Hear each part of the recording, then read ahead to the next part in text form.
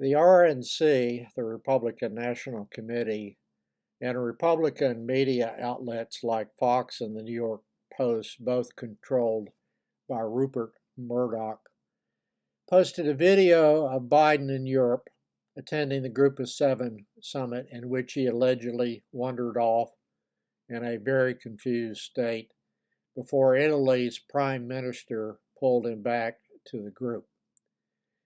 The Republicans deliberately cut the video to exclude the part that showed Biden was actually greeting a parachutist who had just landed as part of the D-Day ceremony. When asked about the deliberate effort to mislead the public with the edited video, the RNC did not apologize, of course, or retract the video designed to mislead, but simply insisted that it was consistent with other videos. In another Republican-edited video, Biden is shown allegedly about to sit on a chair that did not exist. But the chair did exist, and he did sit in it. The Republicans just edited out the chair. When shown the unedited videos, the Trump spokesperson made this statement, quote, "The videos speak for themselves," end quote. This is a deliberate deception by the Republicans who will not even correct the record when they are exposed with video evidence that they are deliberately creating a false and misleading impression. This kind of misrepresentation has a name. It's called, quote, cheap fakes, end quote. And they have become staples of Republican attacks against Biden now. Carolyn Leavitt, that's Leavitt, a spokeswoman for Trump's campaign, defended the videos with this statement, quote, "Leave it to the Washington Post to cast blame on Republicans for Joe Biden's clear cognitive decline that was caught on video for the entire world to see," end quote. That is just shameless, off the charts, shameless. If Republicans are, as they claim, conservatives, then honesty is no longer a conservative value, a fact driven home by their support for Trump.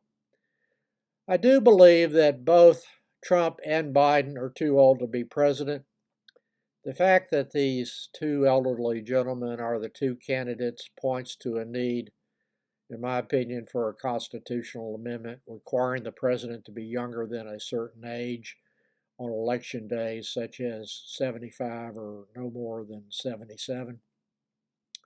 On another topic of Republican reality creations, the alternate facts lady, Kellyanne Conway, has returned to her true form. Conway recently made this statement, quote, "You got Donald Trump in Detroit talking to 8,000 people at a black church," end quote. A claim made in an interview with Maria Bartiromo, the Fox News anchor, who will not challenge even the most bizarre reality creation made by Trump or his acolytes. Video evidence of that meeting at the church shows about 200 people rather than 8,000, with about 80% of the attendees being your typical middle-aged and overweight white Trump supporters.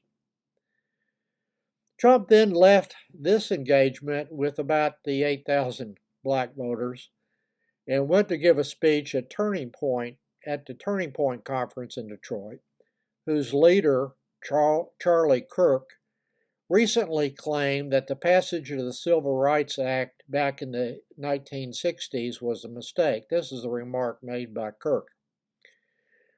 Quote, "We made a huge mistake when we passed the Civil Rights Act in the 1970s, end quote. And this may be the mainstream view of the Republican Party since Trump is the mainstream now. The Civil Rights Act of 1964, in their view, was the death of the Constitution and freedom in America. And while that used to be an extreme view in the Republican Party, it has moved to the center of that party now.